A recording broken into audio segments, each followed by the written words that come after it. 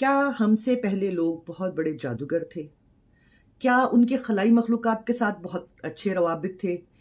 کیا وہ ہم سے زیادہ جدید تھے؟ یا کچھ ایسا ہوا کہ یہ جدت ختم ہوئی اور انسان نے دوبارہ سے پتھر کے زمانے کی زندگی کا شروعات کی؟ السلام علیکم، میں ہوں سپائی بیئر۔ آج میں آپ کے لیے ایک عجوبے کی کہانی لے کر آئی ہوں اپنی اسی خوبصورت دنیا سے جو آج تک معمہ ہے۔ یہ کچھ لکیریں ہیں، آڑی ٹیڑھی، کچھ اشکال، کچھ تصاویر پر مشتمل۔ نازکا لائنز بہت سارے لوگ جانتے ہوں گے، بہت سارے لوگ نہیں جانتے ہوں گے۔ آپ کے دل میں یہ سوال تو ضرور اٹھا ہوگا کہ یہ تو عام سی بات ہے، لکیریں تصویریں تو کہیں بھی مل سکتی ہیں، لیکن یہاں موجود صرف ایک تصویر کی مثال میں آپ کو دیتی ہوں کہ اس تصویر کا سائز کسی اولمپک سٹیڈیم سے کم نہیں ہے، اس ایک تصویر کا جو ایک گدھ کی خاندان سے کنڈور نام کے پرندے کی ہے۔ یہ اتنے بڑے نمونے ہیں کہ انہیں خلا سے بھی دیکھا جا سکتا ہے۔ دو کیٹیگریز میں ان تصویروں کو تقسیم کیا گیا ہے، ایک زندہ اور ایک جیومیٹریکل۔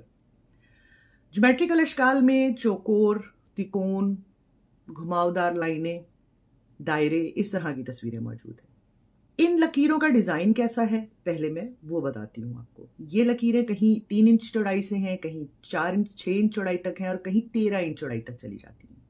بنایا انہیں اس طرح سے گیا ہے کہ بالکل صحرا کی ریت کو جیسے کسی بیلچے، کدال یا کسی مشینری سے اس صفائی سے صاف کیا گیا ہے کہ پہاڑوں کا گلابی رنگ دکھنا شروع ہو گیا۔ جی ہاں، یہ عجوبہ لیما سے 400 کلومیٹر ساؤتھ میں پیرو کے صحرا میں موجود ہے، جو صدیوں سے انسانوں کی نظروں سے چھپا ہوا تھا۔ یہاں رہنے والا قبیلہ نازکا، جس سے منسوب کر کے یہ نام نازکا لائنز رکھا گیا ہے، معدوم ہو چکا۔ ان کی تاریخ میں، ان کی کہیں بھی کسی بھی دستاویز میں ان لکیروں کا ذکر نہیں، یا تو وہ نازکا قبیلہ ان لکیروں کے بارے میں دنیا کو بتانا نہیں چاہتا تھا، یا پھر انہیں خود بھی اس چیز کا معلوم نہیں تھا۔ 1553 میں ایک کتاب میں کسی نے مذہبی طریقہ کار کے حوالے سے کچھ لکیروں کا ذکر کیا۔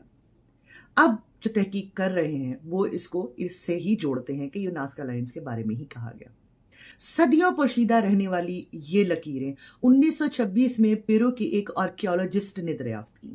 وہ اپنی روزمرہ کی روٹین میں پہاڑوں پر چیزیں ڈھونڈتے ہوئے جا رہے تھے۔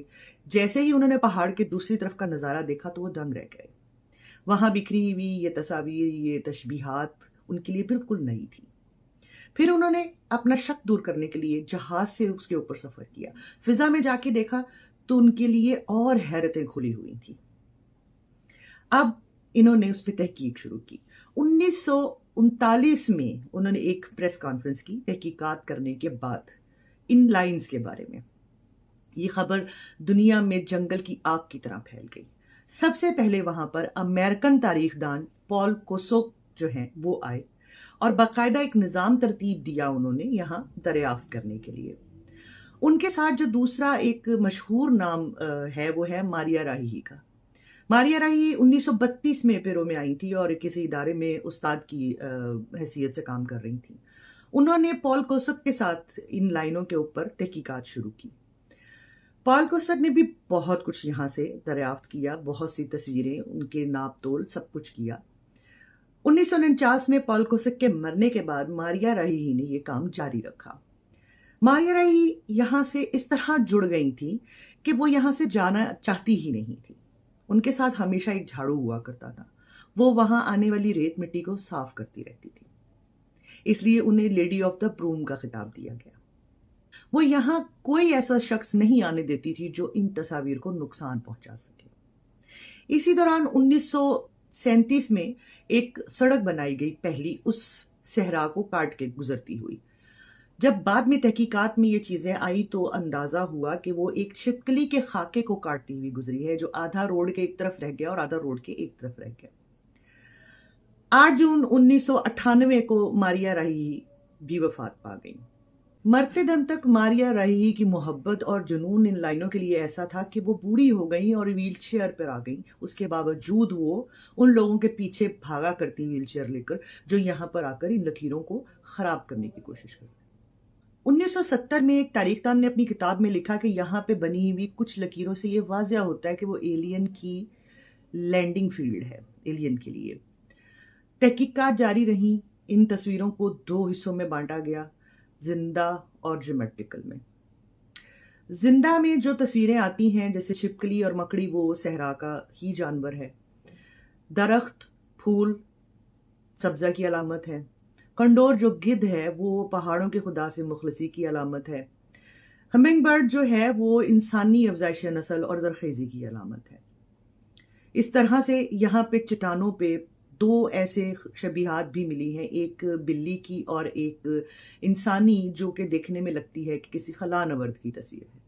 उसे नाम भी यही दिया गया है, उसके सर पर हेलमेट पहना हुआ लगता है। बाकी की लकीरें जो हैं वो ज्योमेट्रिकल अशकाल हैं, तिकोन, चौकोर, जैसे मैंने आपको बताया, उनको शबीह नहीं दी जा सकती। तहकीकात ये कहती हैं कि ये तस्वीर जो यहाँ से मंसूब नहीं है, वो सफ़र का नतीजा है कि जो लोग यहाँ रहने वाले दुनिया में घूमते थे वो यहाँ आकर ये खाके बनाते थे। एक तहकीक के मुताबिक वो ये कहते हैं कि यहाँ पे जो बड़े कबाइल मौजूद थे, जब चीफ का निज़ाम था, जब उनके दस्तरस में और भी बहुत सारे कबाइल आते थे, तब ये जगह एक मजहबी हैसियत रखती थी और यहाँ आने वाले लोग जो हैं वो देवताओं को खुश करने के लिए इन जगहों पर चलते हुए आते थे। उनके चलने से ये तस्वीर बनी। यहाँ पर मछली की तस्वीरें, आबी हयात जो है उसकी तस्वीर भी मौजूद है। पेरू में पूरे साल में बारिश 20 मिनट के लिए होती है। इन तस्वीरों से ये अखज़ किया गया कि ये बारिश के देवता को या एलियंस को अपनी तरफ राग़िब करने के लिए कि यहाँ पानी की ज़रूरत है, बनाई गई। यहाँ से भी जगह बदल जाने वाला एक दरिया, उसकी 12 किलोमीटर की खुश्की में एक 400 मीटर की सीधी लकीर ऐसी बनी हुई है जो दिखने में लगता है कि ये फ्लाइट्स के लिए रनवे बना हुआ है। जून 2019 में भी यहाँ एक बड़ी तहकीक की गई।